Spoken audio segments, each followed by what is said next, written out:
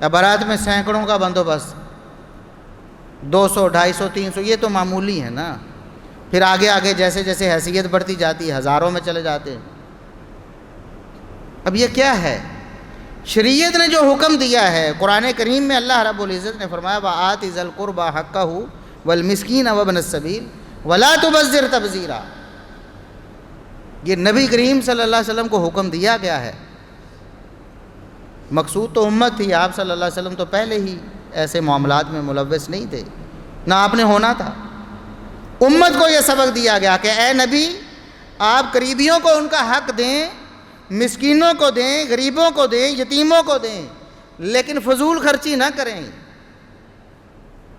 یہ جو پیسے آپ ہوائی فائرنگ میں اڑاتے ہیں، جو آتش بازی میں اڑاتے ہیں، جو آپ منگنی میں اڑاتے ہیں، جو آپ بارات میں اڑاتے ہیں، یہ پیسے آپ قریبی رشتہ داروں کو جو مستحق ہیں انہیں دیں. آپ یتیموں مسکینوں کو دیں، یہ ان کا حق ہے. اور آپ اس کو ضائع کر رہے ہیں، آپ اس کو فضول خرچی میں اڑا رہے ہیں، ان کو تباہ و برباد کر رہے ہیں. یہ اللہ کی ناشکری بھی ہے، اللہ کی نعمتوں کا کفر ہے. اللہ رب العزت نے فرمایا فضول خرچی نہیں کرنی. ان المبذرین کانوا اخوان الشیاطین، فضول خرچی کرنے والے شیطانوں کے بھائی ہیں. انسان ہوتے ہوئے بھی شیطانوں کے بھائی ہیں. یہ مسلمانوں کے بھائی نہیں ہیں، یہ شیطانوں کے بھائی ہیں. اور شیطان کون ہے؟ شیطان اللہ رب العزت کا منکر اور اللہ کا انکار کرنے والا، اللہ کے احکامات کو ٹھکرانے والا ہے. تم نے شیطانوں کی طرح نہیں بننا ہے. اور آج ہمارے تمام معاملات، یہ صرف شادی بیاہ کے معاملات تو ایک مثال ہے نا، باقی سارے معاملات بھی ایسے ہی فضول خرچی پر مبنی، بہت سارے معاملات. اب شادی ہونی ہے جی، اچھا کپڑا انسان پہن سکتا ہے، اچھا جوتا پہن سکتا ہے، اس کی حوصلہ افزائی کی گئی شریعت میں. اللہ نے آپ کو زیادہ دیا ہے، آپ اچھے کپڑے پہنیں، اچھا جوتا پہنیں، اچھا کھائیں. یہ اللہ رب العزت کو مطلوب و مقصود ہے، لیکن فضول خرچی نہیں ہونی چاہیے جس کا کوئی فائدہ ہی نہیں ہے، جس کو آپ نے ضائع کر دینا ہے. دنیا میں کتنے لوگ بھوکے مر رہے ہیں، فاقوں سے مر رہے ہیں، لوگ خودکشیاں کر رہے ہیں. ہمارے پاکستان میں خودکشی کے کتنے کیس ایسے آتے ہیں. گھر کا کرایہ نہیں تھا، خودکشی کر لی. مالک مکان جو ہے وہ گھر سے نکالنے کی دھمکیاں دے رہا تھا. بچے مانگ رہے تھے کپڑے پہننے کے لیے،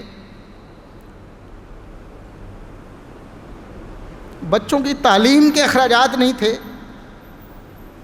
خودکشی کر لی. بڑا مذموم فعل ہے خودکشی کرنا، بہت مذموم ہے، بڑی مذمت ہے. قطعاً کسی کے لیے، مسلمان کے لیے جائز نہیں ہے، لیکن ہمارے ملک میں، ہمارے گلی محلوں میں ایسا ہو رہا ہے. یہ سارا کچھ چھوڑ کے حکم تھا قریبیوں کو، ہمسایوں کو، یتیموں کو، مسکینوں کو ان کا حق دینا ہے. اللہ نے آپ کو جو مال دیا ہے اس میں غریبوں، یتیموں، مسکینوں، قریبیوں کا حق رکھا ہے. وہ نہیں دیا، اس کو ضائع کر دیا، کسی کے کام نہیں آیا. یہ پھر شیطانی حرکت ہو سکتی ہے نا، کسی مسلمان کا تو شیوا نہیں ہو سکتا.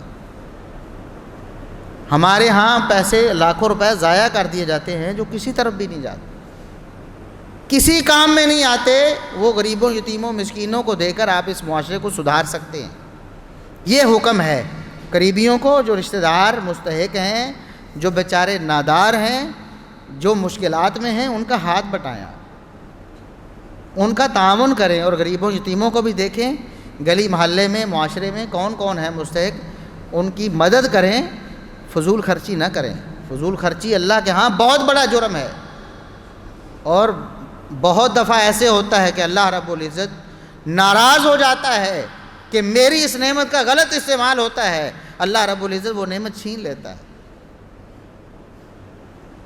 کتنے ایسے لوگ ہیں کروڑ پتی تھے، آج غربت کی زندگی بسر کر رہے، بڑی بڑی مہنگی گاڑیاں، بڑے بڑے بنگلے اور محلات میں رہنے والے آج 2 وقت کی روٹی کو ترس رہے ہیں. ایسے کئی لوگ ہم نے اپنی آنکھوں سے دیکھے ہیں، کئی لوگوں کی ویڈیوز دیکھی ہیں. وہ پکار کر بتاتے ہیں کہ یہ دنیا فارضی ہے، فانی ہے اور عارضی ہے، بدلتے ہوئے دیر نہیں لگتی. تو اللہ رب العزت کی نعمتوں کا غلط استعمال اللہ کو ناراض کرتا ہے، اور وہ نعمت کے چھننے کا، سلب ہونے کا سبب بھی بن جاتا ہے.